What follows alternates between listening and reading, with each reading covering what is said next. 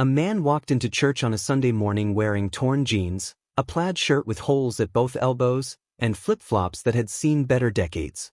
He smelled like someone who hadn't showered in 3 days. The small group gathered near the entrance stepped back before he even reached the door. Nobody said good morning. Nobody said anything at all. What none of them knew, what not a single person in that building had any idea about, was that the shabby, smelly stranger walking past them was the man they had been preparing for all week. The man whose office they had repainted.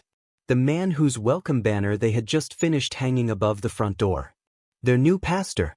And in the next few hours, he was going to show them something about themselves that no sermon had ever managed to reach. Stay with me.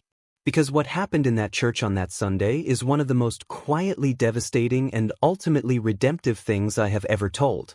To understand what Pastor Samuel Harper did that morning, and why, you have to understand what had made him the kind of man who would do it. Samuel was 38 years old when his denomination assigned him to Grace Community Church.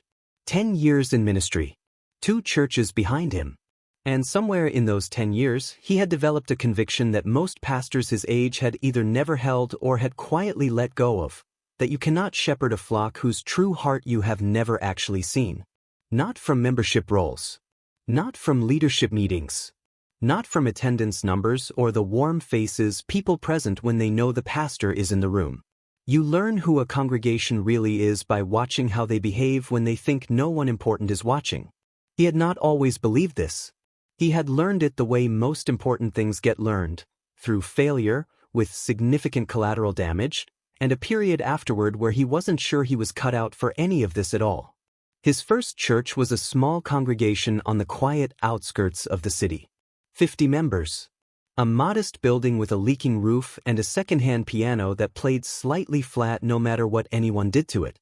He had arrived at 28, fresh out of theology school, carrying a 5-year plan written in a color-coded notebook and enough fire in his chest to heat the whole building. He had ideas. He had vision. He had the particular confidence of a young man who has studied a thing extensively and now believes he understands it completely. In 6 months, he cut the church in half. He changed the music before anyone was ready. He restructured the service without consulting the people who had built it. He introduced programs nobody had requested and quietly retired traditions people had been carrying for decades. He moved fast and talked loud and led hard. And one by one, then 2 by 2, then in whole families, the people left.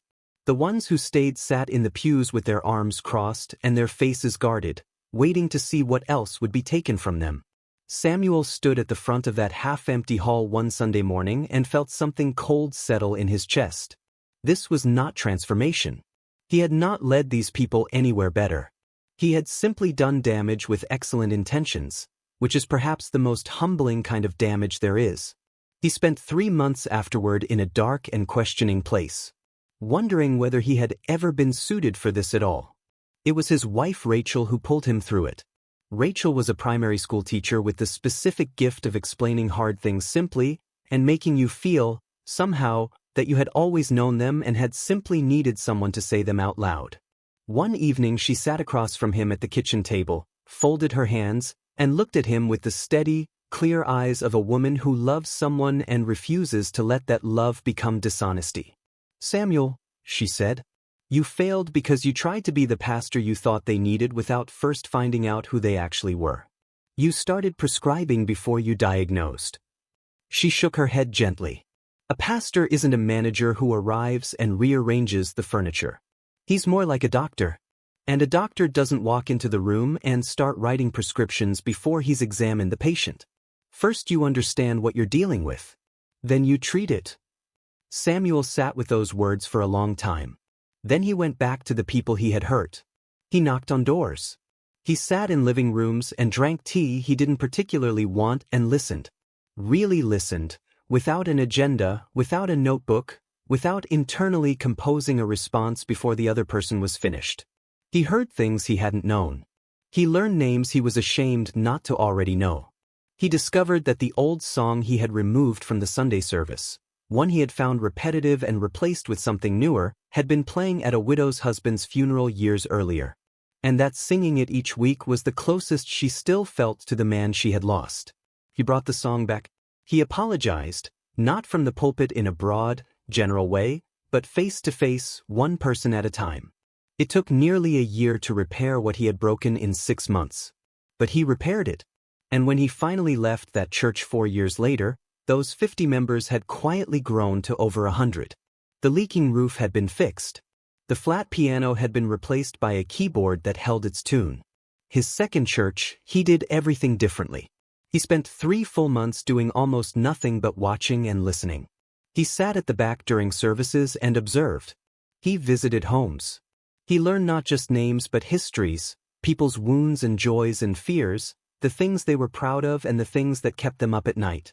Only then, carefully and with real information, did he begin to lead. That church grew in ways that surprised even him. Not because of clever programming or strategic events, but because people felt genuinely known. And a person who feels truly known will follow a pastor almost anywhere. Now, at 38 with 10 years behind him, Samuel was standing at the biggest door of his career. Grace Community Church was a solid, well-established congregation of 150 members in a busy part of the city. 52 years old. Built on a foundation of real tradition, sound doctrine, and genuine community bonds. For 22 years it had been led by Pastor George Allen, a gentle, deeply loved man who had recently retired at 71. The congregation had sent him off with tears and a standing ovation that lasted several minutes. Now the church was like a house whose father had gone. Waiting, hopeful, a little nervous. And they were ready for Samuel. More than ready. They had repainted the pastor's office. Organized a formal welcome service for that Sunday afternoon with a printed program and a specially arranged choir piece. Someone had made a large hand-painted banner in bright blue and gold. Welcome, Pastor Samuel. The ladies' committee had prepared a lunch spread that reportedly featured 3 different kinds of pie. Fresh potted flowers had been placed along the front path. Everything was organized. Everything was warm. Everything, by every visible measure, was loving. But Samuel had been in ministry long enough to know that what a church looks like on its best Sunday, dressed up, prepared, expecting important company, is not always what a church looks like when it doesn't know anyone is watching. 2 weeks before his official arrival, during a long quiet evening of prayer, a question formed in his heart and refused to leave. These people say they are loving. But are they loving to everyone? Or are they loving to each other, to the familiar, the respectable, the person who arrives clean and fits neatly into the categories they already know? What happens when someone arrives who doesn't fit any of those categories? The question pressed on him until he made a decision.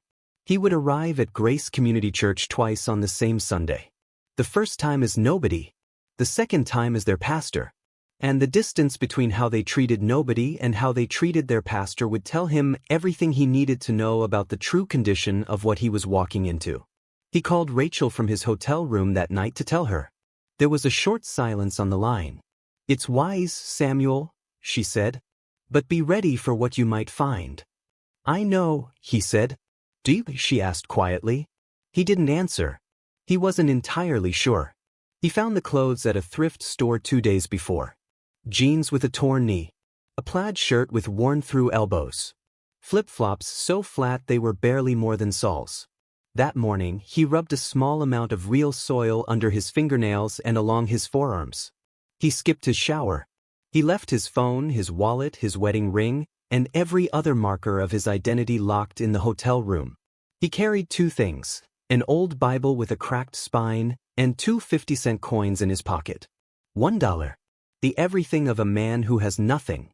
He walked 20 minutes to the church in the morning heat, and by the time the white brick building came into view, neat and handsome with its tidy flower beds and half-full parking lot, the sun had done its work on his shirt and the walk had done the rest. He stopped on the sidewalk and looked at the building for a moment. Families were arriving. Clean clothes, polished shoes, children in neat outfits. The sound of greetings carrying across the parking lot. Above the front entrance, a banner was already up. "Welcome. All are loved here." Samuel read it once. Then he tucked his old Bible under his arm and walked toward the door. The small group near the entrance saw him coming before he reached the steps. for people standing in a loose circle with paper cups of coffee, deep in the comfortable conversation of people who have known each other for years. Samuel could hear pieces of it as he approached. They were talking about the new pastor, about how excited they were, about how the welcome service that afternoon was going to be something special. "I heard he's very anointed," one of the women was saying. "Pastor George spoke very highly of him. The denomination wouldn't send us just anyone," a man agreed, nodding. "Not after 22 years with Pastor George.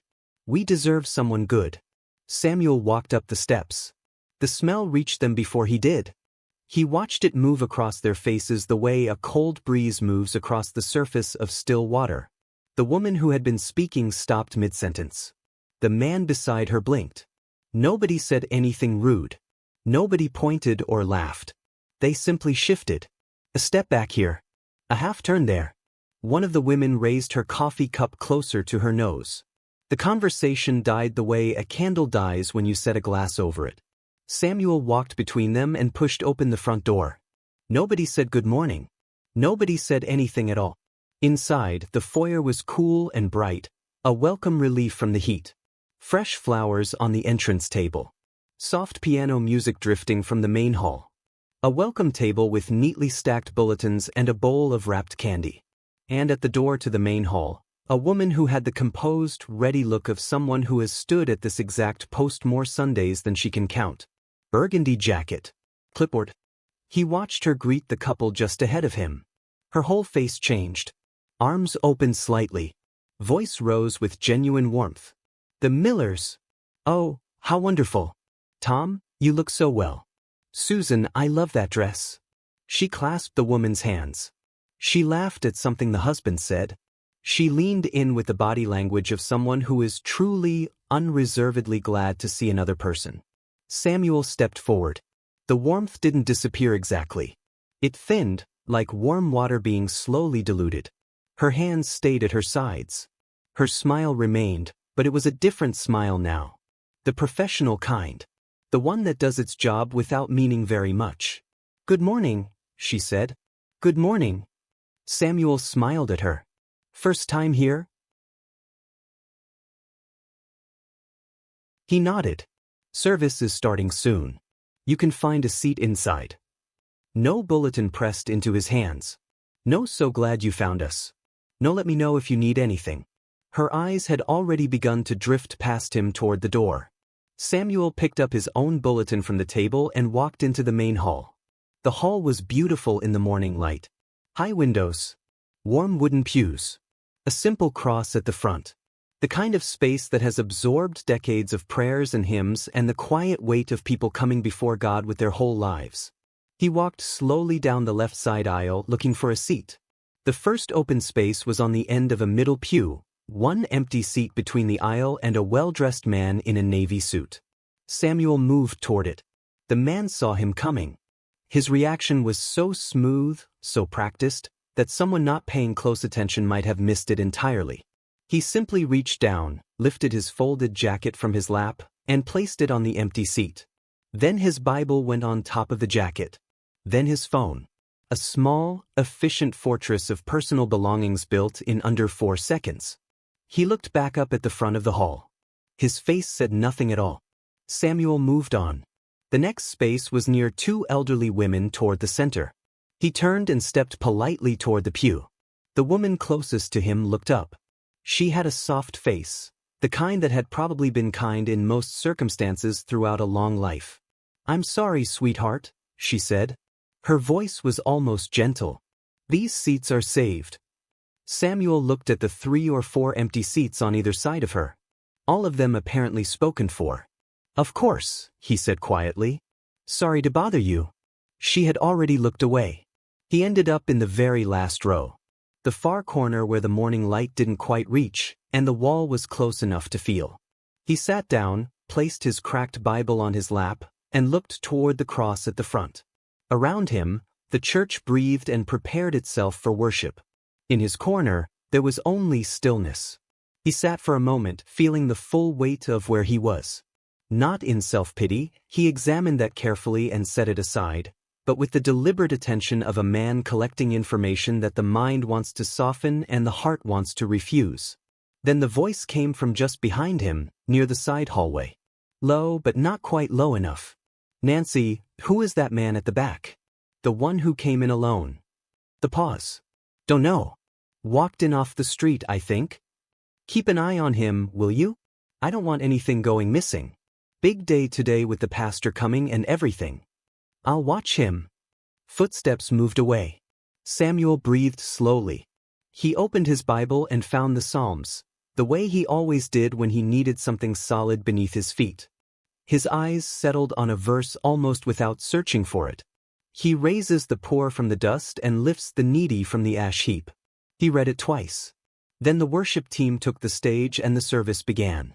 The singing was genuinely good. He would not take that from them.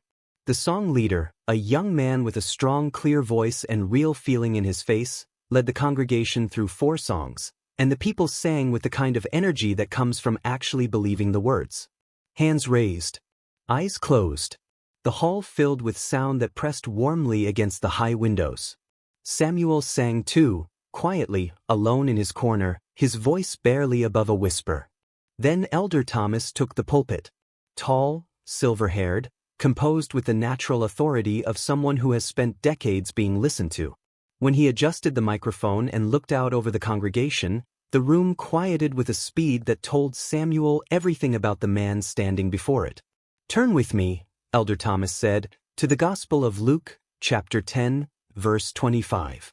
The sound of turning pages swept across the hall. The Good Samaritan. Something tightened gently in Samuel's chest. Thomas preached well, that had to be said honestly. He was structured and clear and occasionally moving. He used a story about his own grandson to bring the parable to life, and it worked. The priest saw the man, Thomas read, his finger tracing the page. Then he looked up. He saw him. He repeated it more slowly. He didn't miss him. He didn't walk by because he failed to notice. He saw the man. And he chose the other side of the road. The question is not whether we see the person in need. The question is what we do once we've seen them. The men moved through the hall. Heads nodded. Faces opened up with the comfortable warmth of a congregation receiving a truth they recognized. Samuel looked out at those faces from his back corner. These same faces had watched him walk to the last row and said nothing. He felt no anger. He examined that carefully and found it to be true. What was there was harder to name. Something like the feeling you get when you open a gift and find the box is empty. Not rage. Just a quiet, aching recognition.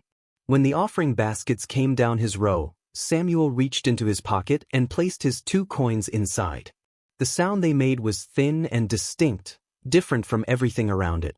The deacon holding the basket glanced down at the coins, then up at Samuel. The look lasted no more than a second and a half. But in that second and a half, Samuel read everything clearly, the flicker of something that was not quite contempt but was its very close neighbor. The slight settling of the deacon's expression into a polite blankness that was its own kind of judgment. The basket moved on. The service closed with a final song and a short benediction. People rose and the hall filled immediately with the sound of reconnection. Laughter, handshakes, the high voices of children released from sitting still. Samuel stood, tucked his Bible under his arm, and walked slowly toward the exit, moving through the clusters of conversation the way a ghost moves through a crowded room, present but not registered. He passed the group of 4 men with the widest smiles and the loudest amens during the sermon about stopping for the man on the road. None of them looked up as he passed. He walked through the foyer, past the flowers, past the candy bowl, past the banner above the door. Welcome. Oh, I loved here. He stepped outside into the warmer morning. He stood on the front path and thought, it is not that these people have no love. They have plenty of it. They simply have it arranged very carefully. They give it to the people who look like the people they already love. And that arrangement, so comfortable, so completely invisible to them, is exactly what has to change. He was still turning this over when a voice came from just beside him. Hey, are you leaving already? Turned. She was young. Mid-20s. small in height but upright in the way of a person who had decided some time ago to stop making herself smaller than she was. Simple yellow dress, flat shoes, hair pulled back. She was looking directly at him, not past him, not through him, with eyes that were bright and completely without calculation. She was also holding 2 paper cups of coffee. She held one out toward him. "I saw you sitting alone in the back," she said simply. "I thought you might want some. It's not great coffee, just so you know. But it's hot." Samuel looked at the cup, then at her face. "Thank you," he said. He took it. She smiled the straightforward smile of someone who has done a small thing and is not looking for credit. "I'm Deborah. I've only been coming here about 3 months, so I'm still pretty new myself. Is this your first time?" "Yes," he said. "Did you like it?" He considered that carefully. "The worship was very good," he said. "And the sermon?" She nodded. "Elder Thomas is a great preacher. A little intimidating but great." She sipped her coffee. Then, in the same casual tone, "Are you staying for the lunch? They do it every Sunday in the fellowship hall. There's always too much food, which is exactly the right amount." Samuel paused. In all his careful planning for that morning, the clothes, the coins, the route, the things to watch for, he had not fully imagined this. He had prepared for rejection and found it. He had not prepared for a young woman in a yellow dress holding out a cup of coffee like it was the most natural thing in the world. "I don't know if I'd be welcome," he said honestly. Deborah's brow creased slightly. "Of course you're welcome. It's a church lunch. You don't need an invitation." She said it with a light firmness, the way you state something that should not need stating. "Come on, I'll walk in with you." The fellowship hall was at the back of the building, connected by a short covered walkway. Deborah walked beside him through it, talking easily the way certain people can talk to anyone without seeming to try. She told him she worked at a clothing store downtown. She told him she'd started coming 3 months ago after a coworker invited her twice and she ran out of excuses not to come. She laughed when she said it, like the joke was on herself. "I didn't grow up in church," she said. "So everything is still kind of new. Sometimes I don't know when I'm supposed to stand up." She glanced at him. "Does that ever stop feeling awkward?" "Eventually," Samuel said. "Mostly." She laughed again. And walking beside her, he noticed something. There was something genuinely restful about her company. She wasn't performing anything. She wasn't assessing him or figuring out what category to put him in. She was just walking beside him, talking to him, treating the conversation as the most ordinary thing in the world. Which he supposed it was. It was just ordinary human decency. The fact that it felt remarkable said something about the morning he had just had. They pushed through the door into the fellowship hall. Long and well-lit, folding tables in rows, white paper tablecloths, plates and plastic cutlery. Along one wall, roast chicken, rice, green beans, bread rolls, and 3 pies at the end exactly as advertised. The whole room smelled of it, warm and good. About 60 or 70 people were already settled in. "Food first, then seats," Deborah said. "That's how it works here." She handed him a plate. They joined the serving line together. Samuel noticed the glances as he moved along the table, the quick, involuntary assessments, eyes moving from his shirt to his flip-flops and back up, computing something. When they turned from the serving table and faced the room with full plates, it was a little like standing at the edge of a pool looking for somewhere to sit. Tables everywhere, most of them populated with people deep in existing conversations. Not hostile. Simply closed, the natural gravity of people toward the people they already know. Deborah moved toward the nearest table with 2 empty chairs. A middle-aged couple looked up. The man's eyes went to Deborah, a polite nod, then moved to Samuel. Something shifted. "Actually," the man said, "we're saving these for the Hendersons." "Oh." Deborah looked at the empty chairs. "Sure, no problem."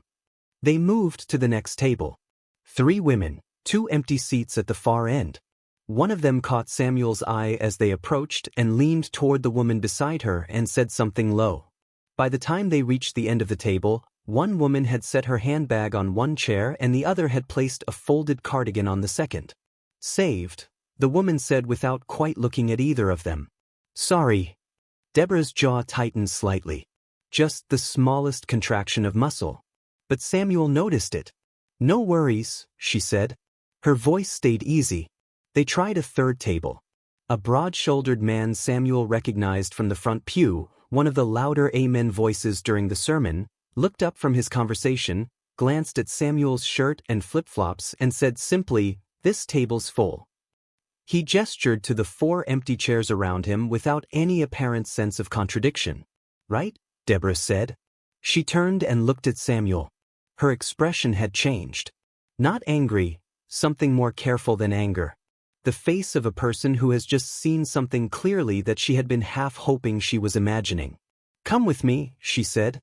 She led him to the far end of the hall, past the last row of tables, to a small square table pushed against the wall near the kitchen door. A leftover table, the kind that gets added when the count is higher than expected. Nobody had sat at it. 2 chairs, the same white paper tablecloth as the others. And in the center, a small glass of wildflowers. The kind of small kind thing that gets done without anyone planning it. Deborah set her plate down. Here, she said simply. Samuel sat across from her. For a moment neither of them said anything. The sounds of the hall continued around them. Then Deborah said quietly but clearly, "I'm sorry about that. It's not actually." She said it without heat. Just plainly. Those chairs weren't saved. And everyone in this room knows what a good Samaritan is supposed to do. We just sat through a whole sermon about it.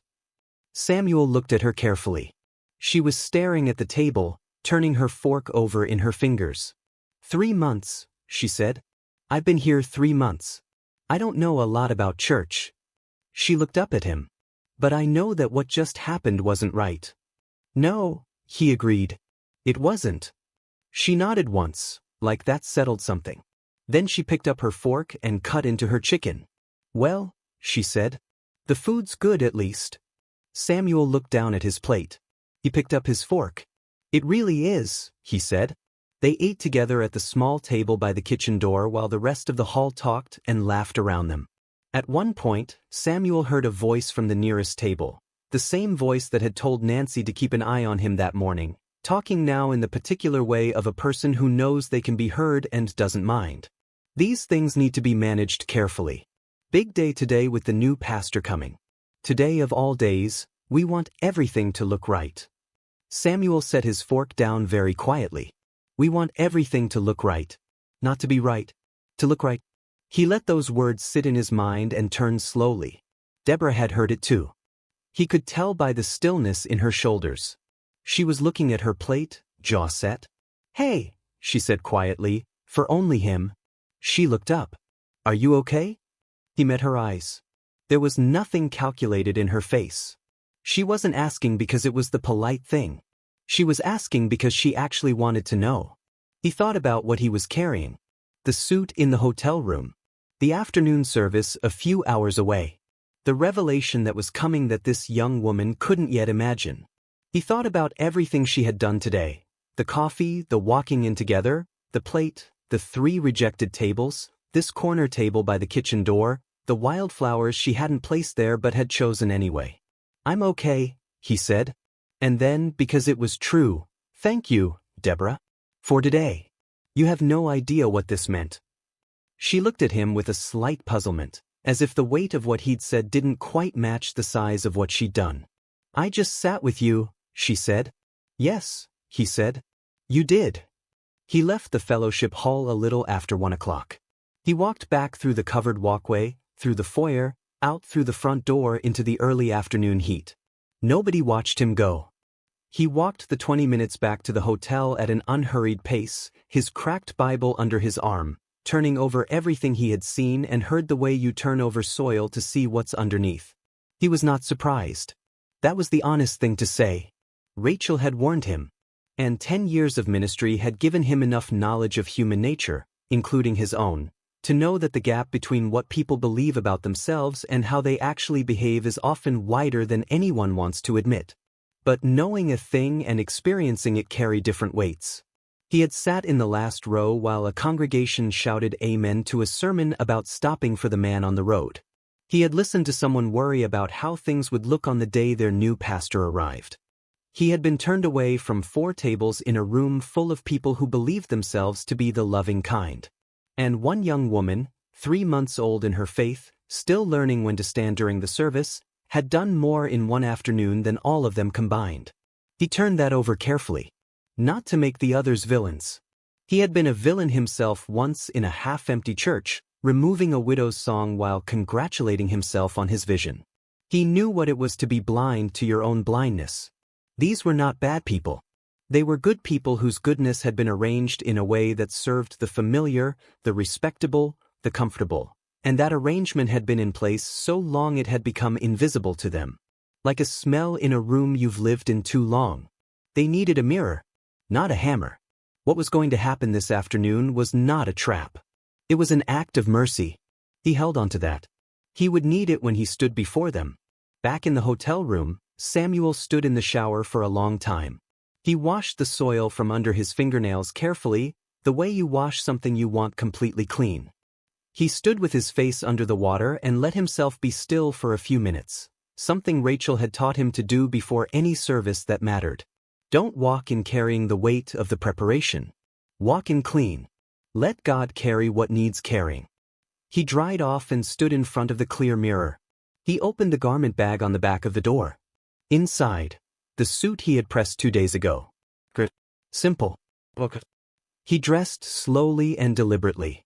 White shirt first, buttons from the bottom up the way his father had taught him. Then the trousers, the jacket. His watch, the simple silver one Rachel had given him on their 10th anniversary. He looked at the polished shoes waiting beside the bed, then briefly at the flat flip-flops lying in the corner. He put on the polished shoes. He picked up his good Bible and stood at the mirror adjusting his collar. He thought about Deborah at the corner table. I just sat with you. He thought about the man who needed things to look right. He thought about the coins in the offering basket and the deacon's second-and-a-half glance. He thought about the seats filled with jackets and Bibles and handbags. He breathed in slowly, then out. Lord, he prayed at the mirror in his gray suit. Let me be a shepherd and not a judge. Let what I say today open something, not close it. Give me the right words, because I am not always certain I have them. He picked up his key and walked back out into the Sunday afternoon. The church looked different when he returned. Parking lot full to the edges. Fresh potted flowers along both sides of the front path. Brighter ones, just brought out for the occasion. The hand paint. The others came forward one by one. Williams, firm handshake, welcoming smile. The associate minister, saying something gracious about the honor of the occasion. And Nancy. Here Samuel paused for just a fraction of a second, because Nancy was looking at him with a warmth that was completely different from the thin smile of the morning. And she had no idea that the man standing before her in the gray suit had stood before her 6 hours ago in a stained plaid shirt and received something else entirely. Pastor Samuel, she said, clasping his hand, this church has been praying for you for months. Welcome home. Thank you, Sister Nancy, he said. And he said it kindly because he meant it and because he had already decided that what happened this afternoon would not be a personal attack on any individual, not even the ones who might deserve it most. They walked him through the foyer, the same foyer, and into the main hall. The front area had been slightly rearranged, a chair of honor to one side of the pulpit, fresh flowers on the communion table. The hall was nearly full, and people turned in their seats as he entered. A wave of warm, genuine applause rose and spread back through the rows. Samuel walked down the center aisle, nodding left and right at faces he didn't yet know. He passed the row where the man in the navy suit had placed his jacket on the empty seat. The man was standing now, clapping with real enthusiasm. He passed the pew where the elderly woman had told him the seats were saved. She was on her feet, eyes bright, clapping with both hands raised slightly, the way someone claps when they are genuinely, uncomplicatedly happy. He walked to the front and turned to face them. The applause went on for a long moment. He let it, because he could see that it was real. These people had waited and hoped and prepared, and this welcome was an honest expression of something that mattered to them. He raised one hand gently. The hall quieted. He looked out at all 150 of them. His congregation. His flock. The people he had come to shepherd. His eyes found Deborah near the middle of the hall, still in her yellow dress. She was watching him with a slightly confused expression, the face of someone for whom something feels familiar but can't yet be placed. He smiled at her. Then he looked at the rest of the hall. "Good afternoon," he said. His voice was calm and unhurried. "I want to be clear about something," Samuel said, and his voice was firm now, not loud, but with a weight behind it that filled the hall the way a deep bell fills a room. "I am not telling you this to humiliate anyone. I am not standing here to punish this church or to make anyone feel small. That is not why I came." He let that settle. "I came because I believe that a shepherd who does not know the true condition of his flock cannot help them. And because I have made this mistake myself, in my own ministry, in my own life, of assuming I knew a people before I had truly seen them." He paused. "So I needed to see you. Not the version of you that was prepared for my arrival. Not the version dressed for the occasion and standing at the bottom of the steps with a welcome banner. I needed to see the version that walks in on an ordinary Sunday morning and makes 100 small decisions about who belongs and who doesn't, who matters and who can simply be managed." The hall was utterly still. "And what I found," Samuel said, "is what I was afraid I might find." He looked out at them. Every face. "I found a church that loves God. I genuinely believe that. I heard it in your worship and felt it in your prayer. I found a church with real knowledge of Scripture and real devotion to its traditions." He nodded slowly. "And I found a church whose love has edges." Those 3 words fell into the room and stayed there.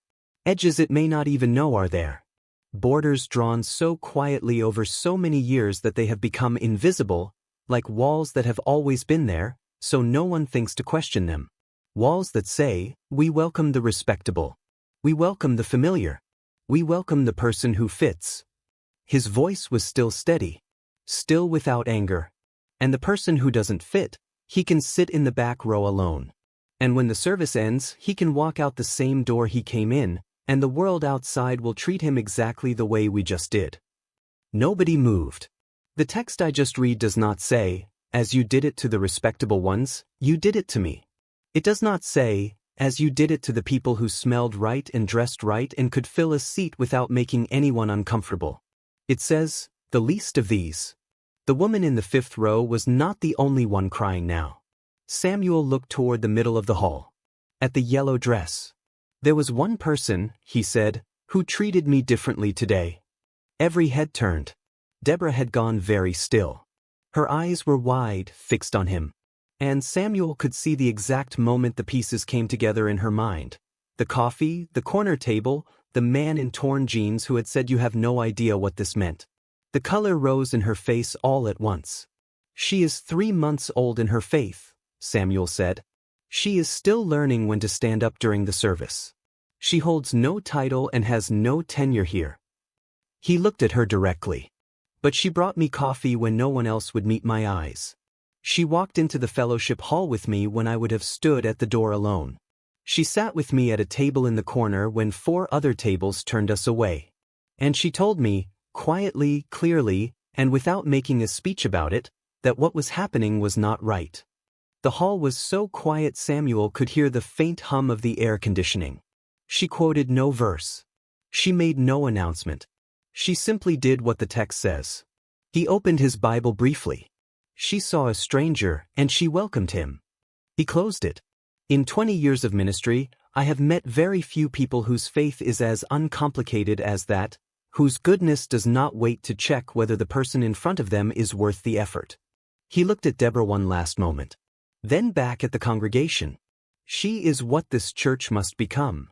The words settled over the hall like something falling gently from a great height. "She is what this church must become." For a long moment, nobody moved. Nobody spoke. The hall held its breath, not from fear, but from the sudden awareness of how much had just passed through it. Samuel stepped back from the pulpit. Not retreating, settling. The way a person settles after setting down something heavy they've been carrying all day. "I want to be your pastor," he said, and his voice was simpler now. The formal weight of the sermon giving way to something more direct. Not the pastor of the version of this church that stands at the bottom of the steps in its best clothes. The pastor of the real one, the one that struggles and falls short and sometimes fills the empty seats with its belongings so a stranger cannot sit down. A few broken sounds from the pews. Half laugh, half grief. That church, the real one, is the one worth shepherding. Because that is the one that can actually grow. He looked across the hall slowly, the way you look at something you are choosing to take responsibility for. I am not here to embarrass you. I am here because I believe God is not finished with this congregation. I believe the gap between who you are and who you are called to be is not a reason for shame. He paused. It is the whole reason I am here. He stepped down from the pulpit entirely, came down the 2 steps to the floor of the hall and stood among them. Not above them. Not behind any furniture. So I want to ask something of you. Not as a punishment. As a beginning. If there is anything in you that recognized itself in what I described today, if you heard something this afternoon that found you out, I want to invite you to bring it forward. Not to me. Not to each other. He gestured gently toward the front. To God who already knows. And who is, I promise you, far more interested in your honesty than your performance. Williams moved first. That surprised people afterward when they talked about it. Of all the people anyone might have expected, Williams, with his pragmatic caution and his we want everything to look right, Williams was the first one on his feet. He didn't say anything. He simply stood, pushed past the 2 people between him and the aisle, walked to the front of the hall, and knelt on the carpet. His shoulders were shaking before he reached the floor. For a moment the hall just watched him. Then Elder Thomas, silver-haired, composed, the man whose voice filled rooms without effort, made a sound that was nothing like his preaching voice. It was small and rough and very human. He pressed his hand over his eyes. Then he stood and walked forward and knelt beside Williams. Then the associate minister. Then Nancy, who moved quickly, as if she had been waiting for permission, and now that it had come she didn't want to waste another second. Then the man in the navy suit, who walked forward with his jacket still perfectly pressed and knelt down and put his face in his hands. Then the elderly woman who had told Samuel the seats were saved. She came slowly, one hand steadying herself on the edge of the pew as she rose. When she reached the front, she didn't kneel, her knees wouldn't allow it, but she stood with her head bowed and her hands folded and her lips moving in something private. Then others. Then more. They came the way water finds its level. Not all at once in a rush, but steadily, each one following the one before, filling the front of the hall until there was a whole congregation of people on their knees or standing with their heads bowed. The sound of it was not loud. But it was somehow the loudest thing Samuel had heard all day. He stood among them and said nothing. There was nothing to say. This was not the moment for more words. This was the moment to step back and let what needed to happen, happen. He had seen altars before. Had stood at many of them. But he had never stood at one that felt quite like this. There was no performance in it. Nobody was watching anybody else. The people around him were not kneeling because kneeling was the right thing to do in this situation. They were kneeling because something in them had genuinely broken open. And the only real response to that kind of opening is to get low. He thought of Rachel. You were right, he thought. Be ready for what you might find. He had found something worse than he hoped and better than he feared. He had found a church that, when confronted with its own reflection, did not argue with the mirror. That was not nothing. That was, in fact, everything. After a long while, the hall began to settle. People returned slowly to their seats. Eyes were wiped. Hands were quietly held. The particular tenderness that follows a hard thing passed between people who had been strangers to each other's real selves an hour before. Samuel returned to the front. Thank you, he said simply. He looked out at Williams, red-eyed now, composure largely restored but with something different in it, something that looked like relief. I want to say one more thing before we close. What happened here today is not the end of something. It is the beginning. He let that be clear. Next Sunday and the Sunday after that, and every Sunday after that, it will be possible to go back to the old arrangements. The saved seats and the thin smiles and the careful management of who belongs and who doesn't. That is always possible. Old habits are strong. especially the ones we don't know we have. He picked up the 2 coins from the pulpit one more time. Held them. Set them back down. But I believe this church is stronger. And I believe the people in this room are capable of becoming what the text calls them to be. He looked at Deborah one last time. She was sitting with her hands in her lap, her face still faintly flushed, looking like someone who had not fully decided how to feel about having the entire hall turned toward her twice in one afternoon. But when her eyes met his, they were steady. "The newest among you," Samuel said, "showed the rest of us what it looks like. That is a remarkable thing. Hold on to it." He closed his Bible. "Let's pray." The prayer was short. He had learned over the years that the best prayers after a hard thing are brief. Long prayers after a hard thing can sometimes undo the hard thing. So he prayed with gratitude, not for what the church had done, but for what it was still capable of doing. He thanked God for honesty. He asked for courage. He said, "E." The congregation said, "E." And then, because life is larger than its most significant moments, someone near the back said something quietly and someone else laughed. A real laugh, the surprised kind, and the hall began to breathe again. People lingered a long time afterward. Not with the easy chatter of after an ordinary service, but with the slower, more careful quality of people who have been somewhere difficult together and are not quite ready to separate. Some people sat with others they didn't normally sit with. The man in the navy suit found the deacon who had collected the offering, and the 2 of them stood together near the window for a long time in a conversation that looked serious and good. Nancy found Samuel near the side door. She stood in front of him for a moment without speaking. Up close, her mascara had done what mascara does. She looked smaller than she had at the door that morning. Not diminished, more real. "I've been greeting people at that door for 15 years, she said. "I know," he said gently. "I thought I was good at it." "You are good at it," he said. "For the people you're expecting." He met her eyes.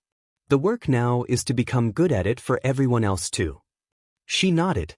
Her chin was unsteady. "I'm sorry, Pastor." "I know you are," he said. "And I believe you."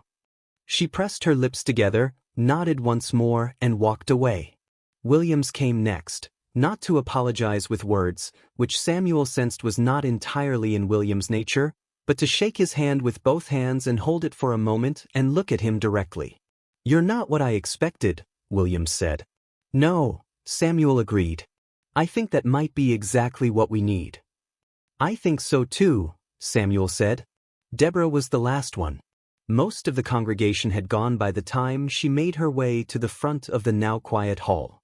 She walked with her hands clasped and her yellow dress still bright in the dimming afternoon light.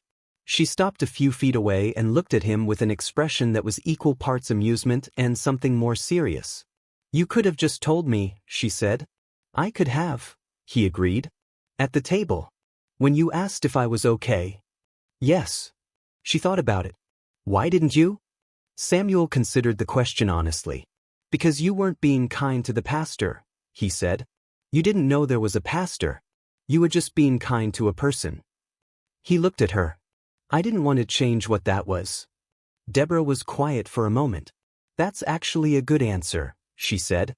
She looked around the hall, the empty pews, the fresh flowers on the communion table, the 2 coins still sitting on the pulpit. Then back at him. "So what happens now?" she asked. "To the church, I mean." "The same thing that happens to anything after a hard truth," Samuel said. "We decide what to do with it. Some days we'll do well. Some days we'll forget and go back to the old ways. And when that happens, we'll need to be reminded." He paused. "That's what pastors are for." She nodded slowly. "And what are 3-month converts for?" He smiled. The first full smile of a very long day. "Apparently," he said, "to show the rest of us what we're supposed to look like." Deborah made a face that suggested she wasn't entirely sure she was comfortable with that responsibility. But underneath it, he could see that she was. Underneath it, she was exactly the person who could carry it. "Same time next Sunday," she said. "Same time next Sunday," he said. She nodded, picked up her bag from the front pew, and walked up the center aisle toward the door. At the exit, she paused and turned back. "Better coffee next week," she said. "I'll bring some from the shop." Then she pushed through the door and was gone.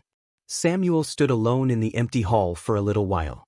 The afternoon light came long and amber through the high windows, falling in warm strips across the wooden pews.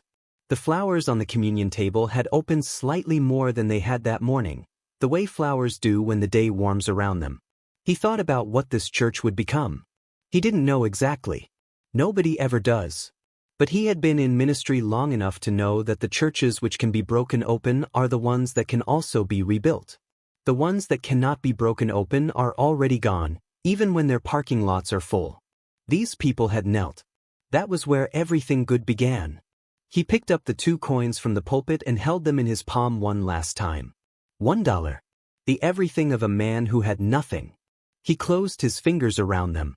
Then he picked up his Bible, walked up the center aisle through the long amber light, and pushed through the door into the evening. Outside, the city was going about its Sunday business. Cars passing. Children somewhere nearby. The smell of someone's dinner drifting through an open window. Ordinary, continuing, full of people, every one of them carrying something. Samuel stood on the front steps for a moment. Then he put the coins in his pocket, walked down the steps, and went to call his wife. This story is a mirror. Not just for the people in that church, for all of us.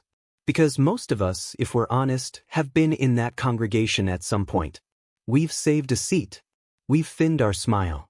We've decided, without quite deciding, that the person in front of us was a little too much to deal with today. And we've sat through a sermon about compassion, said amen and meant it, without connecting the two things. The question this story asks is simple. Who are you when no one important is watching? Drop that in the comments. Tell me what part of this hit you. Tell me about your Deborah, the person who just quietly did the right thing, with no audience, no announcement, no reason except that it was the decent thing to do. Those are the stories worth reading. Share this with someone who needs to hear it today. Not to call them out, to lift them up. And if you want more stories like this, stories that ask the real questions, subscribe and hit the bell. There's more coming. Same time next week.